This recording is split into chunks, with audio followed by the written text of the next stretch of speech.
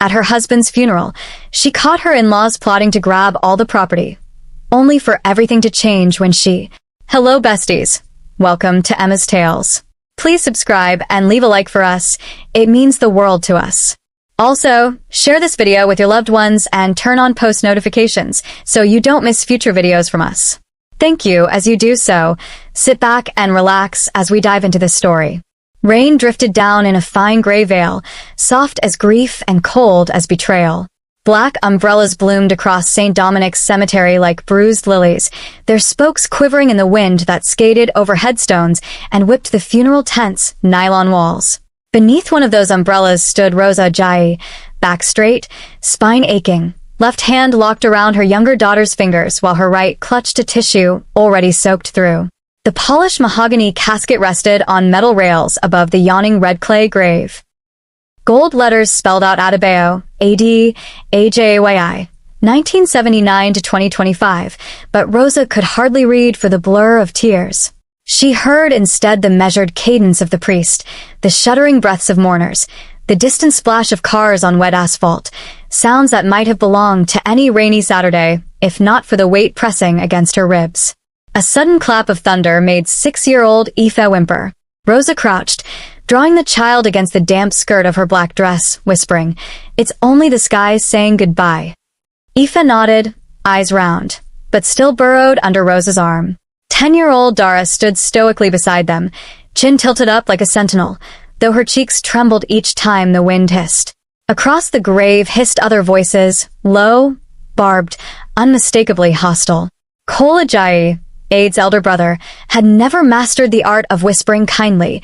His baritone drifted clear even over the priest's Latin. Next to him, their youngest brother Bayo murmured replies, and 2 wives, Agnes in pearl earrings, sawed in crimson lipstick bold for a funeral, leaned in with tight smiles that never reached their eyes. All this for 2 girls, Cole muttered, lips barely moving. A shame, Agnes sighed. What legacy is that? Sada's fingers traced the edge of her umbrella. Once the rites are done, we'll put things in order.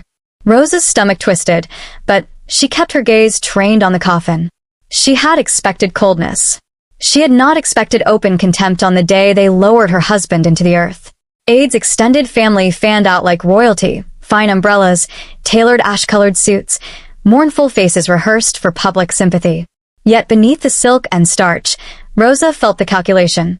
They eyed the marble-fronted house visible through the cemetery's iron gates, the cashew orchard beyond, the acre of unbuilt waterfront land Ade had bought only months before the accident.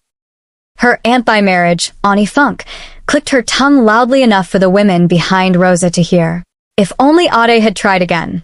One more child could have been a boy. Now see. A ripple of agreement. A man's line is nothing without a son, someone said. Rosa's throat burned. She had loved Ade wholly, but she'd never loved the guilt he carried home from those family meetings, guilt for fathering daughters, guilt for failing tradition.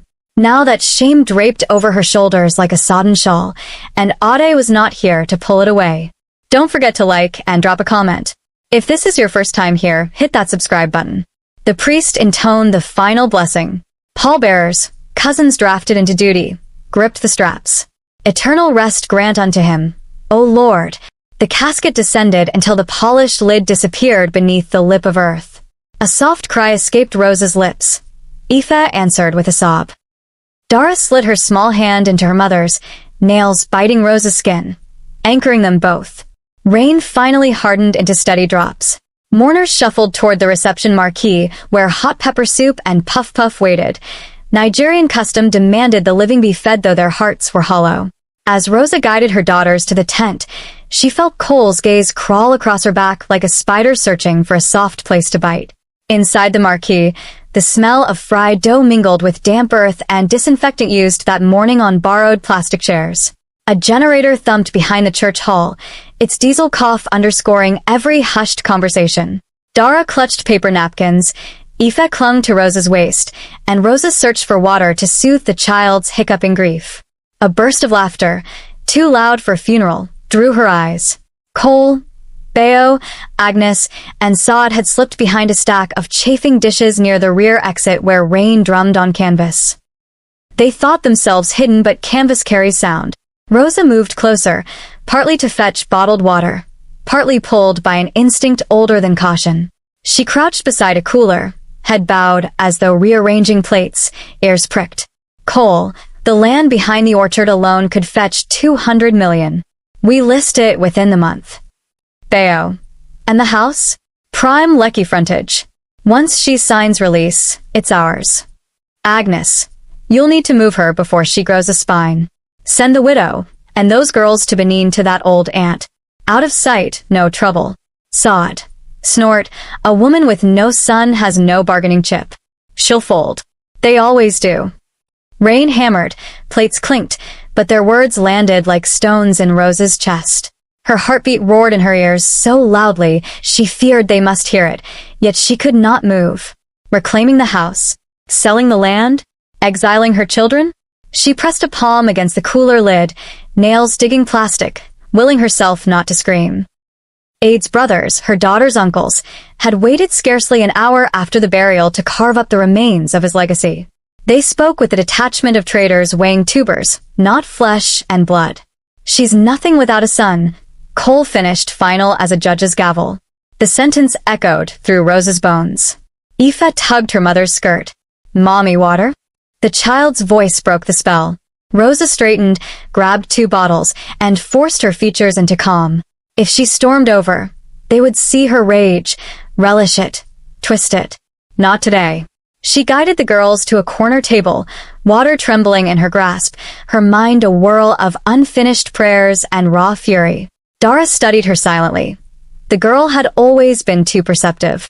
The marquee emptied as people drifted to cars. Shrill horns blared farewell.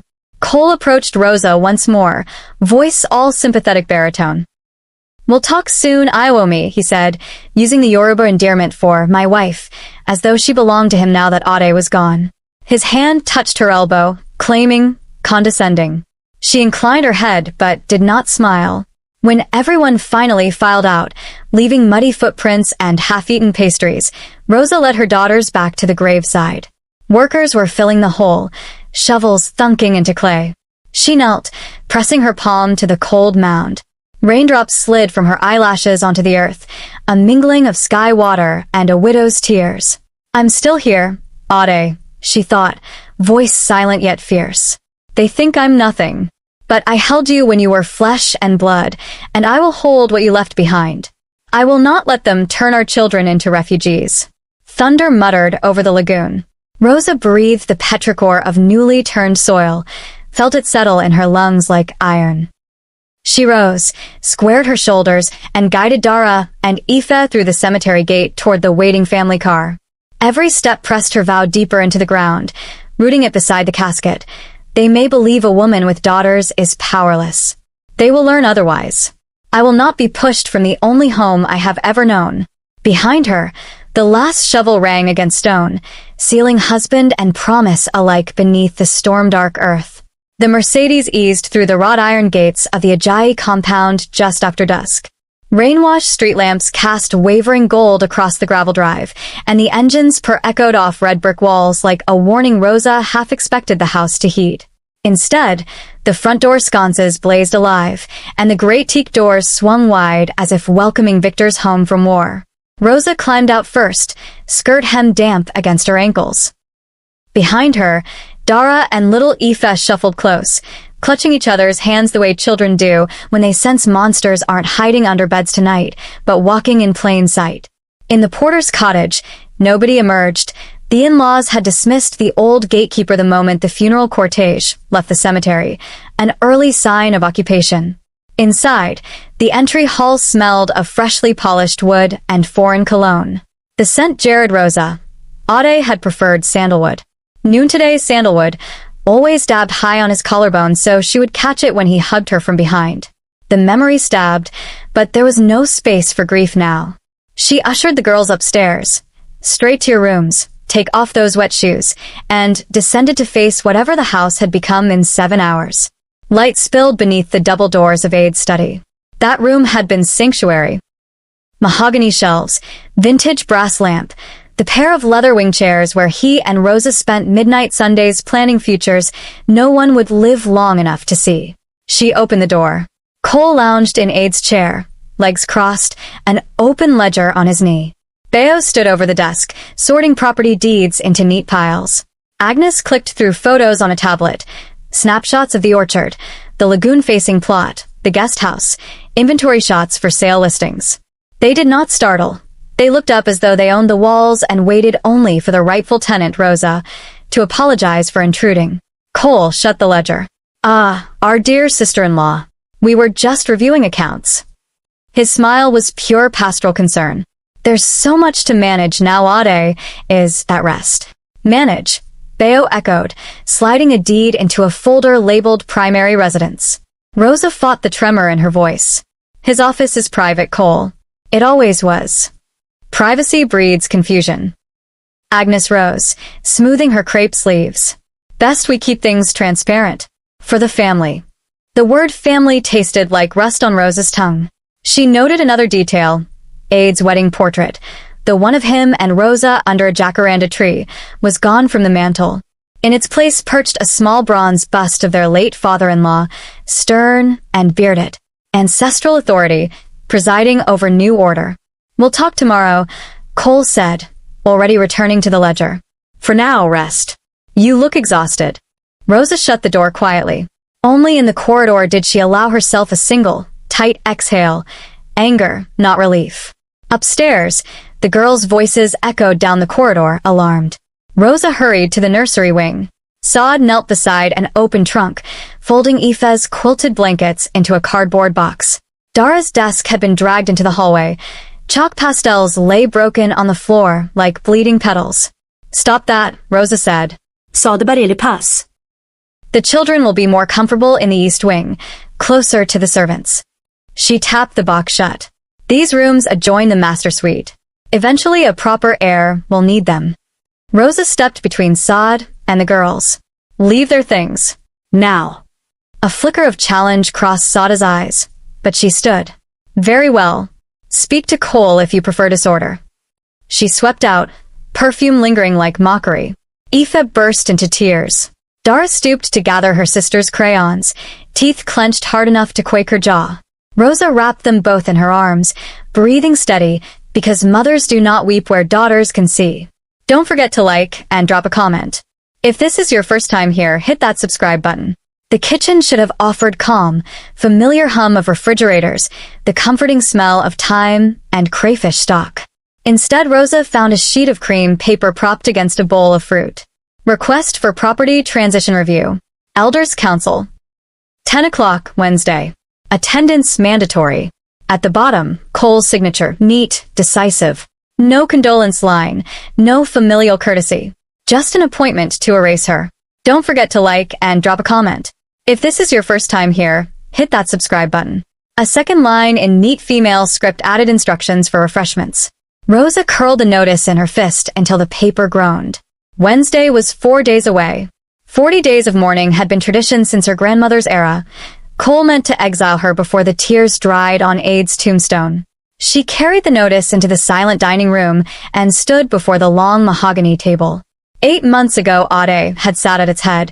Family gathered for Christmas lunch. Cole and Beo debated land zoning. Agnes lamented the cost of private tutors. Ade, glass in hand, smiled but spoke little, shoulders hunched like a boy weathering scolding. After guests left, Rosa found him on the veranda, tapping his wedding ring against the railing. They make me feel small, he'd whispered. You're not, she told him. He pressed her palm to his lips. Promise me, if anything happens, keep the girls safe. Don't let them take everything.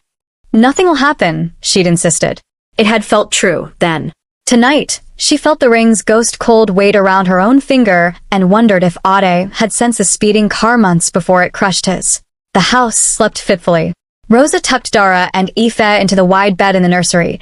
She would not risk them alone, then wandered the corridor, barefoot on cool marble. Dim light glowed beneath the study door again. Male voices, urgent. Beo, she's stubborn. Better push the council to rule next week. Cole, we'll claim fiscal mismanagement, estate debt. Courts respect solvency. Theo. And if she contests, Cole. She can't afford the fight. We freeze accounts Monday. Rosa's throat constricted. Freeze accounts? How? The brothers co-signed several family businesses. Banks would hardly hesitate. As she crept away, another door opened farther down. The butler's pantry. Agnes hissed to Sod. Once the council rules, move her things out. She'll leave quietly for the girl's sake. And if she refuses? Then we remind her who pays staff salaries. A floorboard creaked under Rosa's foot. The whispers stopped. She ducked into a linen closet, heart hammering loud enough, she feared, to echo through plaster. After a moment, the women's voices resumed, softer now, as though caution itself were victory. Back in the master bedroom, her bedroom no longer, perhaps, Rosa closed the door and leaned against it till the latch clicked. Moonlight filtered through lace curtains, silvering the empty half of the bed. Ade's bedside table remained untouched. Wristwatch, devotional book, reading glasses folded exactly as he'd left them 3 mornings before his death.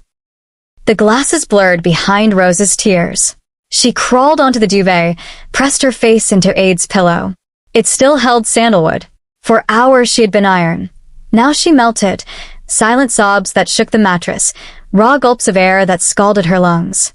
She whispered against the cotton, "They're coming. I don't know how to stop them." Wind rattled the balcony doors, the only reply. When tears ran dry, Rosa pushed upright, blotting her cheeks with her sleeve. Fear would not guard daughters. She rose, crossed to Ade's tall dresser, and drew the bottom drawer. Beneath folded sweaters lay a cedar box scarcely larger than a Bible. She had placed it there the night Ade flew to London with the envelope, the last secret they shared. She lifted the lid.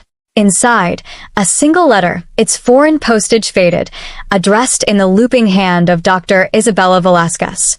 Rosa unfolded the pages. She knew every word. She had memorized them on lonely nights. Yet she read again. The boy continues to improve. His heart shows remarkable resilience. I believe in another year he will be cleared for travel. Rosa traced the date, 12 months earlier, and felt the old mixture of hope and ache. My son. The family had called him curse, weak, better forgotten. Rosa had called him miracle and hidden him so he might live. She folded the letter, slid it back into its envelope, then pressed the packet against her chest. The in-laws thought her powerless because they counted heirs by the children they could see. They knew nothing of the child across an ocean, living proof of Ade's name. A trump card she prayed she'd never need, but now saw as the only shield strong enough. Hold on for me, she whispered to the letter, to the boy. Soon. She replaced the box, closed the drawer, and smoothed her dress. Dawn was hours away, but Rosa Ajayi felt the first ember of strategy glow in her belly. The house is their battlefield, she thought. Let them think I'm unarmed. She blew out the bedside candle and lay between her sleeping daughters, one arm around each, heartbeat steadying to the rhythm of purpose. Outside, the wind carried distant thunder across the lagoon, not threat this time, but promise. Storms come, and storms pass. And when the sky cleared, Rosa intended to be standing. The city still yawned beneath Dawn's pale throat when Rosa slipped through the side gate and hailed a yellow tricycle at the corner. Lagoon-side humidity pressed against her morning black. Dark glasses and a simple head wrap disguised a widow everyone in Lecky thought they recognized. She carried no handbag, only a cardboard mailing tube and the cedar box tucked inside her coat. Philomo Old Marina, she told the rider. He nodded, weaving past tankers and blue uniform sweepers. Streetlights blinked out as the sun breached the clouds, and Rosa pressed a hand over the tube. Inside lay Ade's most fragile legacy. Hospital reports, ultrasound prints, and a dog-eared birth certificate bearing a name no one in the Ajayi compound dared speak aloud. The law office occupied a 2-story colonial shell wedged between a modern bank and an abandoned cinema. Its brass plaque read S. Durasinmi and Associates, EST 1964. Rosa slipped inside, heart hammering. A junior clerk looked up but said nothing. He had likely been instructed that grief sometimes walked in unannounced. She waited in a paneled corridor until Samuel Durasinmi emerged, tall, gray-bearded, tie slightly crooked as if he'd slept in his chair. When his gaze found hers, recognition softened his stern features. Madam Ajayi, he greeted, voice rough with early morning gravel. I feared you might come. Rosa lowered her glasses. You knew. Your husband warned me Cole would move swiftly. He gestured toward a cramped conference room. Come. Speak freely. Mahogany shutters kept out the street's noise. Still, Rosa lowered her voice, words spilling like water from a cracked jug. 12 years ago, she began, I delivered a son at St. Christopher's maternity. He was small, blue around the lips, breathing like a bird in winter. She clasped her hands to still their tremor. The cardiologist said his duct wouldn't close, that surgery could wait until he was stronger. But Cole visited. He looked at the baby and said, this one will bring only sorrow to the Ajayi name. Mr. Durasinmi's brow furrowed, but he did not interrupt. Ade loved our boy, yet he feared the whispers.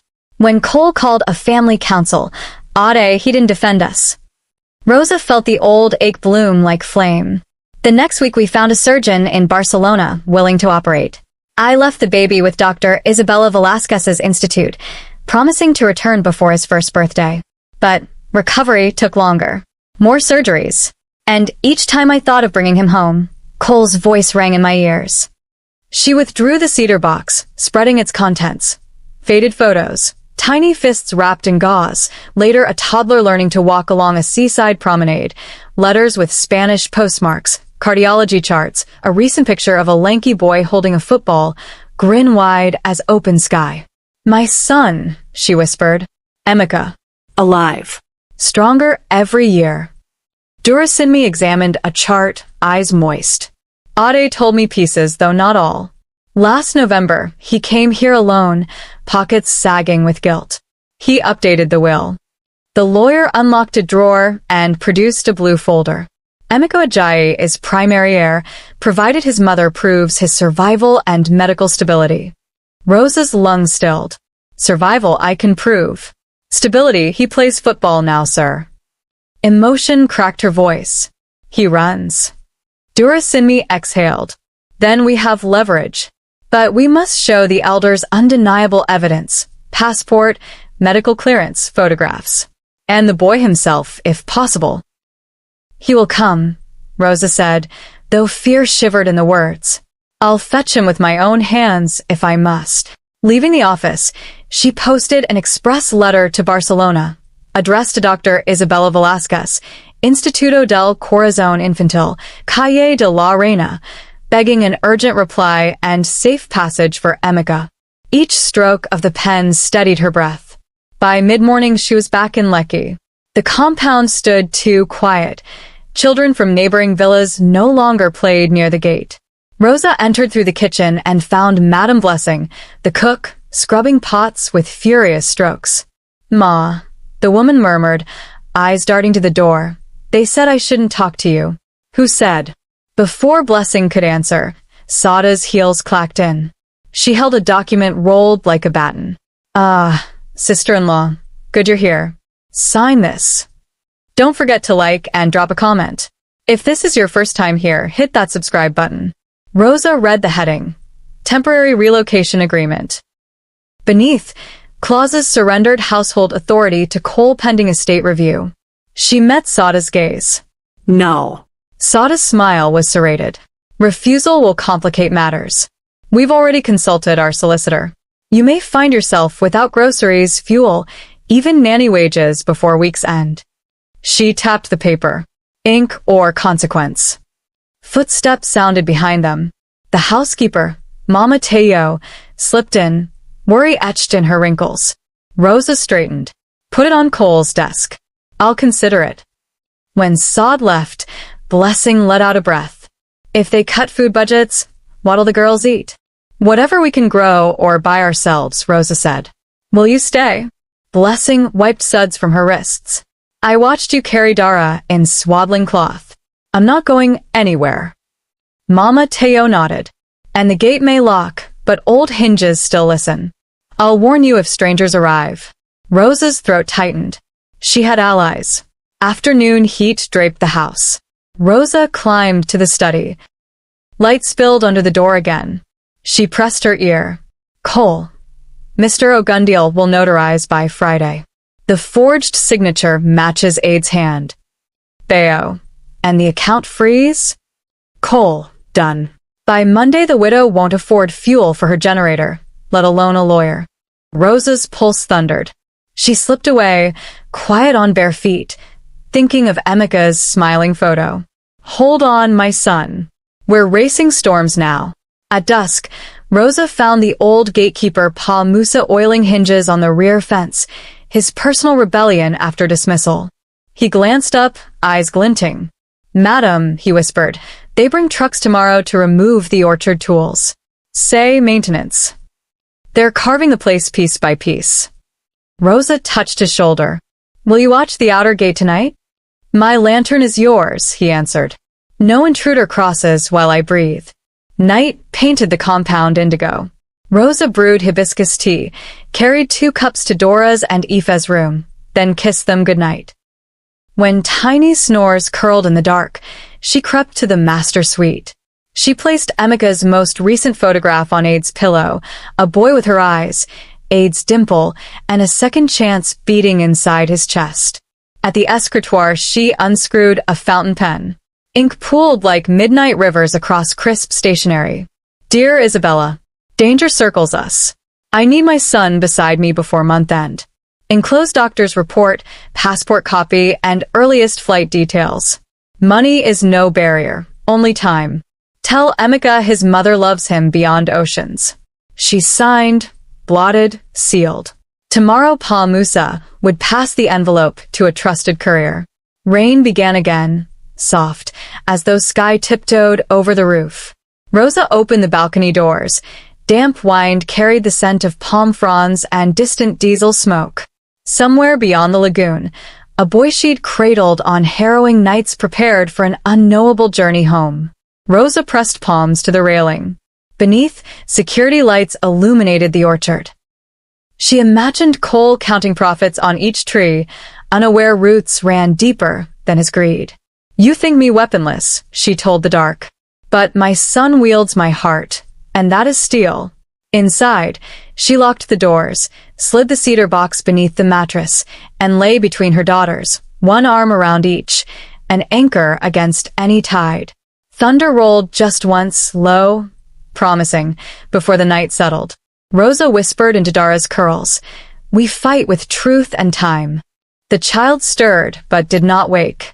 And Rosa Ajayi, widow, mother of 3, keeper of secrets, closed her eyes with strategy thrumming in her blood, awake even in sleep, while rain stitched its steady hymn against the shutters, counting down the hours until the heir no one believed in would step onto Nigerian soil and tilt the battlefield forever. Rosa awoke before dawn to the call of a lone muezzin echoing across the lagoon. The house, for once, lay still. Even the generator dozed. She had slept in a straight-back chair by the balcony doors, afraid true rest might loosen the plans she'd knotted so tight in her mind. A sliver of blue split the horizon. It felt like an omen blue, not black. She eased open the cedar box, lifted the envelope that had arrived 3 mornings prior, and read it again, even though she could recite every line. Patient, E. Tamawa Ajayi. Diagnosis, ventricular septal defect, resolved. Prognosis, full activity permitted, unrestricted travel advised. Mother, the handwritten note below began, I can't wait to meet Dara and Aoife. I've practiced the Yoruba you sent. I promise I will stand tall. Rosa pressed the letter to her chest until her pulse calmed. Then she folded it, placed it inside the breast pocket of her indigo osso oak gown, and rose to dress while the house still dreamed. She moved from room to room like a shadow, confirming each piece of the quietly assembled defense. In the kitchen, Blessing had packed witness statements inside a tin of Milo powder, the one tin Agnes never touched because she preferred imported cocoa. Rosa shook it once, heard paper rustle, and nodded. Next, she slipped to the gatehouse. Pa Musa stood inside, cap pulled low, transistor radio murmuring a weather bulletin. Thunderstorms by afternoon, he said. Good for making noise, bad for forgers. Rosa smiled thinly. Good. Let the sky argue on my side. She handed him a sealed envelope for Mr. Durasinmi. bank affidavits, the staff testimonies, and an audio chip labeled study_threats_13_07. The old man tucked it beneath his prayer mat without a word. Then he reached for a package wrapped in brown paper. "From the airport," he whispered. "Your boy asked me to keep it safe." Inside, folded with near-military precision, lay a simple white bodice stitched with narrow indigo stripes, the male counterpart to Rosa's gown. She traced the fabric. Strong linen, still smelling of aircraft pressurization and the faint citrus soap of the institute dorms. Her hands trembled, but it was not fear anymore. It was the sensation of pieces sliding into place.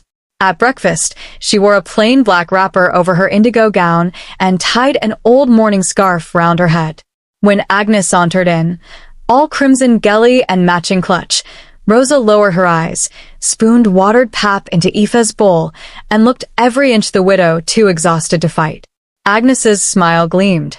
"You understand what's expected today, I hope?" The elders dislike scenes. Don't forget to like and drop a comment. If this is your first time here, hit that subscribe button. Rosa murmured, "I understand," and pretended to fumble the ladle. It clattered. Pap splashed. Agnes sighed in satisfaction and swept out, sandals slapping self-important beats along the marble. Dara studied her mother's bowed head, saw, because children always see, the glint of indigo beneath the wrapper. A spark lit the girl's eyes, and Rosa gave the tiniest wink before collecting the spoon. At 10 sharp engines growled at the gate. Cole arrived in a charcoal Mercedes adorned with small Nigerian flags, his own state funeral pageant. Beo followed in a white SUV. Their wives rode behind, jangling with gold. A minibus disgorged 5 village elders in hand-woven Osuofi. Their wives had starched stiff for the occasion. Deacon Eniton tucked a weather-soft Bible beneath his arm and nodded at everyone, not yet sure whose side God might choose. Rosa met them in the foyer. She had shed the black wrapper. Her indigo gown shimmered like deep water. A hush pricked the air. Sada's lips parted. Agnes's painted brows arched so high they nearly met her gully. But Cole only smirked. "Color does not change fate," he said. "Nor false accounts," Rosa replied quietly. She led them to the banquet hall, each step measured, letting the hem of her gown whisper confidence across the polished floor. Around the oval table, elders seated themselves. Staff lined the walls. Blessing hovered near the doorway, ready to ferry trays of malt and chin-chin, but also, more importantly, to witness. Cole opened with a practiced sigh. "My honored elders, we gather in sorrow, yet duty. Our late brother's finances, regrettably, have sunk into arrears. To preserve the Ajayi name, my brother Beo and I propose temporary stewardship. The widow will relocate." He produced charts, bank printouts, and the forged relocation agreement. Each document exhaled spurious decimals. On paper, Ade appeared reckless and Rosa incompetent. Elder Oluo peered over spectacles. "Sister, do you refute these sums?" Rosa laid both hands flat on the table. "Completely. But before I speak, we must confirm credentials." She looked toward the door. "Mr. Durasinmi?" The lawyer entered with damp shoulders from sudden drizzle, briefcase in hand. Cole's face twitched. Agnes whispered, "Who invited him?" No one answered, because the air itself seemed to welcome the old attorney like a late-arriving magistrate. Durasinmi bowed. "I hold updated financial statements from Zenith and First Bank. They confirm healthy balances and no outstanding liabilities." He passed stamped originals around. Elders murmured. Cole's neck flushed dark. "And I possess expert testimony from Chartered Examiner Uche Okonkwo, attesting these earlier documents," he tapped Cole's forgeries, "are falsified. The signatures are traced." Beo lurched halfway to his feet. Cole's hand yanked him down. Elder Odedala cleared his throat. "Grabek yeshashchin barister." "Provide proof." Durasinmi signaled Pa Musa, who stepped forward with the Milo tin. From it the lawyer withdrew an audio device. Press play. The room filled with Cole's recorded voice, disdainful, unmistakable. "Mr. Ogundiel will not arise by Friday. The forged signature matches Ade's hand." A collective inhale. Rain drummed harder on the windows. When the recording clicked off, silence throbbed like a wound. Agnes clutched her bangles. Sod fidgeted with her lace sleeves. Cole opened his mouth, then shut it. The slick words melted away. Rosa rose. Elders, lies wither under light. But I have not yet spoken of lineage. Cole barked a brittle laugh. What lineage? The world knows your womb bore 2 girls. 3 children. Rosa corrected, voice steady. 1 hidden to survive, now returned to claim his right. She signaled again. The double doors opened. Tamawa entered flanked by Blessing and Mama Teo. He wore the white igbata, indigo stripes catching the chandelier glow. At his cuffs peeked the sporty wristwatch Ade had bought on his last trip to London, then mailed to Spain. When Tamawa saw Rosa, he gave a quick half-smile, boyish, fearless, and walked to stand at her side. Rosa set a gentle hand between his shoulder blades, felt muscle and bone solid beneath linen. She turned back to the elders. Here is the son declared too fragile for the Ajayi name. 12 surgeries, 2 continents, but still Ajayi. She presented passport, medical clearance, birth certificate, then a framed photograph of Ade cradling a newborn under hospital fluorescence. The picture Ade had never dared mount on the study wall. Deacon Eniton, tears shining, made the sign of the cross. Elder Oluwa whispered a Yoruba blessing for long-stifled roots finally touching home soil.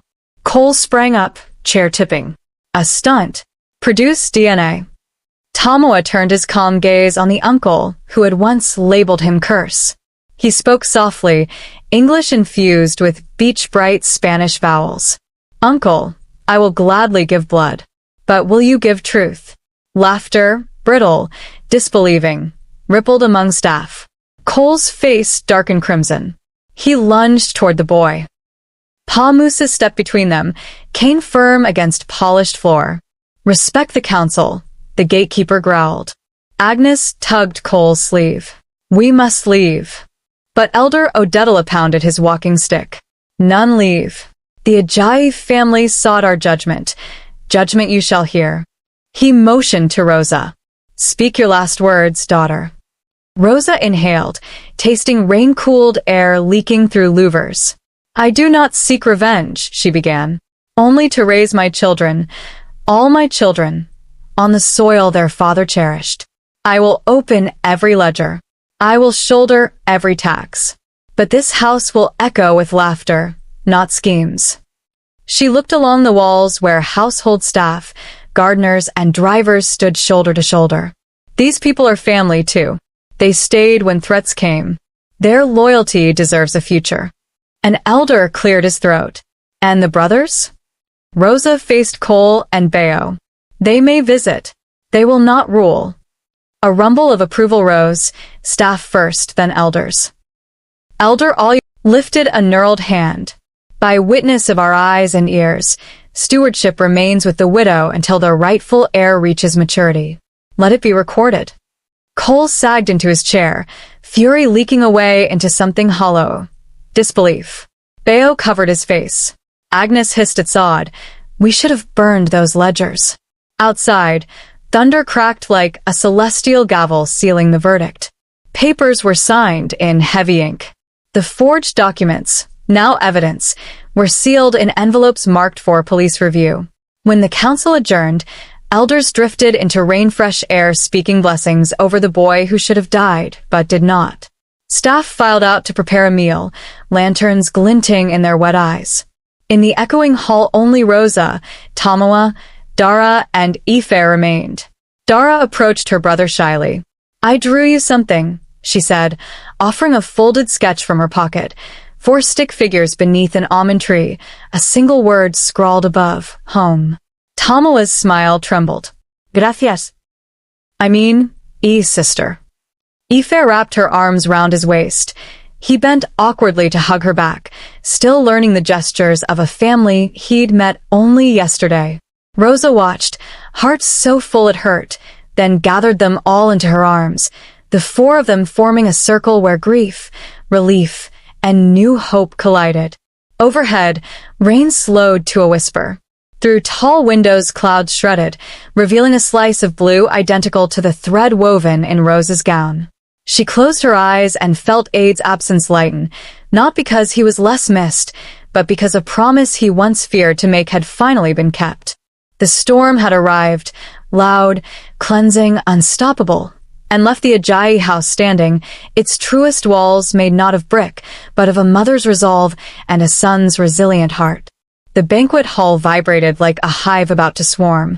Rain hammered the roof, lightning flashed inside chandeliers, and voices rose until they blurred into a single furious note.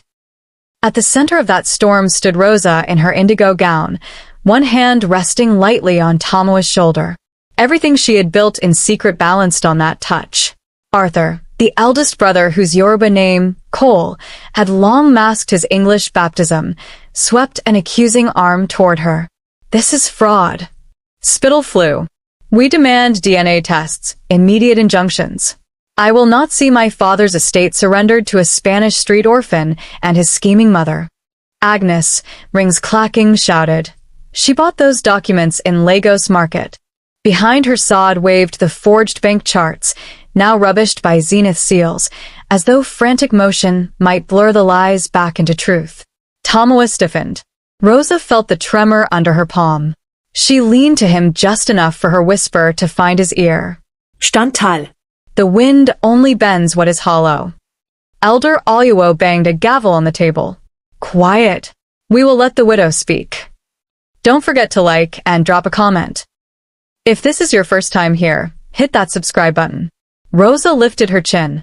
You ask for proof beyond what the lawyer and the bank have supplied. She opened her clutch, drew out a flash drive, and passed it to Deacon Eniton, who stood nearest the television mounted on the wall. Play this. The screen flickered to life, showing a date stamp from 6 months earlier. Ade sat in his study, face thin from illness, but expression clear. Mr. Durasinmi appeared beside him, today's older, drier man now captured younger in amber light. Ade addressed the camera directly. If this message is playing, he said, voice a rasp but unbroken, it means my heart failed before my courage found voice. I have a son. His name is Tomoa Emiko Ajayi. He was born with a hole in his heart, but he survived, stronger than any of us. I name him heir to everything I possess, and I charge my wife, Rosa, to guard him. To my brothers, do not dishonor our father's name by coveting what is not yours. Gasps rippled across the room. Ade coughed in the video, wiped his mouth, forced a smile. And Rosa, forgive my silence. I see now that silence is a kind of betrayal. The screen went black. Arthur lurched forward, eyes wild. Deep fake, he screamed. A cheap trick. Technology can do anything these days. Mr. Durasinmi stepped beside Rosa, holding a notarized affidavit. This recording was witnessed by myself and 2 parish priests. Their signatures and the camera's metadata are verified. Elder Odedala took the papers, adjusting his glasses. Sod tried a new tack. Even if the boy is real, Ade was not of sound mind. He was dying. The cardiologist's report confirms he remained lucid. Durasinmi produced another form, signed 2 hours before that video. Arthur slammed his fist on the table, rattling teacups. I still demand DNA. Elders, you cannot hand our inheritance away on sentiment. Before anyone could answer, the butler stepped from the line of staff. His name was Gabriel, a man who had polished Arthur's shoes since boarding school visits. He bowed to the elders. I will testify. I heard Mr. Arthur instruct Mr. Ogundiel to match Ade's signature line for line. He offered money. When Mr. Ogundiel hesitated, Mrs. Agnes told him the widow would not pursue charges. A murmur of shock. Gabriel's wife, the head housekeeper, left her place against the wall and took her husband's hand. What he says is true. They told us we'd be dismissed if we spoke. One by one, others stepped forward. Garden boys, drivers, even the washerwoman who had never before set foot inside the banquet hall. Each carried a sliver of the plot, snatches of conversation, midnight orders, shredded drafts pieced together from the trash. Arthur's face shifted from crimson to the ashen pallor of a man watching floodwaters break the dike. He backed toward the door, but Elder Oluo's gavel cracked again. No one leaves. Outside, thunder rolled. The hall doors opened to reveal villagers crowding the veranda, drawn by rumor and the summons of injustice. They dripped rainwater on marble floors, yet stood proud, arms folded. At their front was old Madame Aina, who sold fruit at the crossroads market. She called, "Rosa gave my sick granddaughter medicine when doctors asked for bribe. We will not watch her be robbed." The elders conferred in low tones while Arthur and Agnes whispered frantically, pointing at exit routes blocked by soaked villagers. Sod broke first. Her shoulders slumped. "Enough, Arthur. It's over." She placed the forged charts on the table like broken weapons. Bayo said nothing. Tears leaked down his cheeks, carving rivulets through foundation. He turned those wet eyes to Rosa. "Forgive me," he croaked. She did not answer. Forgiveness was a grace that would come later, if at all. Elder Oluo rose. "We have heard evidence. We have viewed the deceased's own statement. We have listened to witnesses who served this family faithfully. The forged documents are a crime. Therefore, the council declares Rosa Ajayi trustee of the estate until her son reaches majority. Further, we direct legal authorities to investigate Arthur Ajayi and Agnes Okafor Ajayi for fraud and forgery." Police officers stationed outside stepped in, cuffs ready.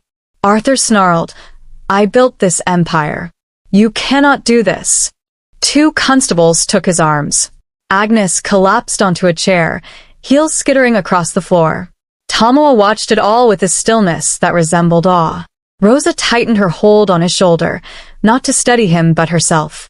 After a dozen years of separation, she marveled that the boy's presence felt both novel and ancient, like a hymn half-remembered, yet instantly familiar. The constables guided Arthur and Agnes through the crowd. No one blocked their path, but neither did anyone step aside quickly. Shame creates its own gravity. It slows every footfall. Outside, sirens chirped, swallowed by rain. Inside, relief unfurled slowly. Staff exhaled. The elders signed a ruling. Rosa's lungs finally expanded all the way, filling with the scent of thunder-washed air seeping through open louvers. She closed her eyes. "Did you see? Our son stands." Deacon Eniton offered a prayer of thanksgiving. Rosa caught only fragments. Truth, mercy, justice like waters. She added her own silent line, "Let pride drown, not souls." Word traveled faster than the storm. By afternoon, the magistrate filed the ruling. By dusk, local radio carried the headline, "Widow proven rightful trustee. Forged estate takeover foiled." Some announcer even quoted Aid's video. "Silence is a kind of betrayal," he intoned before cutting to ads for rice cookers. That evening, Rosa, Tomoa, Dara, and Aoife walked the length of the orchard path. Lanterns bobbed ahead where Blessing and Pa Musa dug a square of soft earth beneath the cashew tree that had been Aid's favorite shade after Sunday service. Rain had ceased. Soggy ground smelled rich, forgiving. Rosa handed Tomoa the young almond sapling she'd purchased months ago, long before she dared imagine this ceremony. "Your father planned to plant this with you," she said. "I plant it now with all of you." Tomoa knelt first, guiding roots into soil. Dara tucked damp dirt around the base, lips moving with instructions she'd learned in school about air pockets. Aoife patted the final layer, her small palms muddy. Rosa set a flat stone at the foot, etched with one word: rebirth. They stood, for shadows against lantern light. Wind shook water from leaves. Droplets brushed Rosa's face like ghost kisses. She took her children's hands. "They buried a man," she told the night, voice neither loud nor soft but perfectly clear, "but thought they buried his will too. Instead, they unearthed mine." The cashew branches creaked, as if applauding. In the kitchen window, Blessing wiped her eyes with a corner of apron cloth. Pa Musa extinguished his lantern, satisfied the roots were well covered. All around, the house seemed to breathe again, floorboards settling, walls releasing a long-held sigh. Morning would bring solicitors, audits, talk of renovation. The orchard would need pruning. School forms had to be filed for a new surname. But for this moment the night swelled with quiet triumph, and Rosa felt the future stir inside her like a seed waking in warm earth, ready at last to reach for the sun. Hey besties, thanks so much for sticking around till the end. If you felt something, learned something, or just enjoyed the story, don't forget to like, drop a comment, and hit that subscribe button. See you next time, bye.